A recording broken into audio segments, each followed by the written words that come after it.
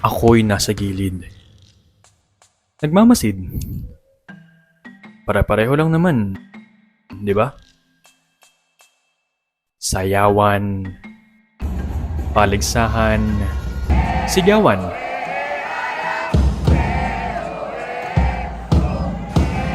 Pero ngayong taon, may nararamdaman akong bago. Hindi lang pala ito simpleng paghahanda. Bawat tahi, bawat sigaw, bawat kulay may kasamang panata.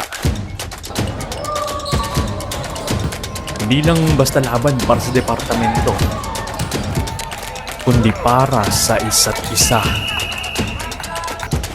Isang apoy ang unti-unting nabubuo. Hindi dahil sinabi nilang kaya, kundi dahil kahit pagod, kahit hirap, lumalaban pa rin. Hindi man nila makuha ang tropeyo,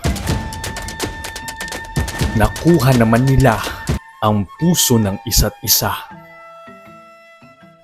At sa wakas,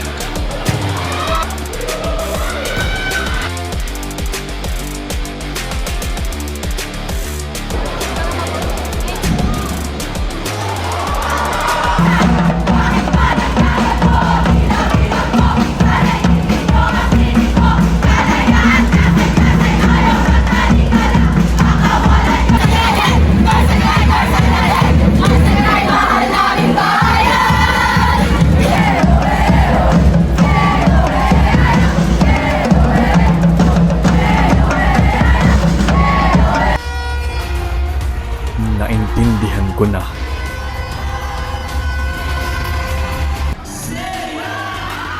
Sila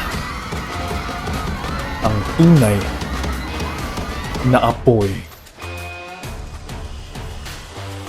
Para sa apoy na sila rin ang bumuo.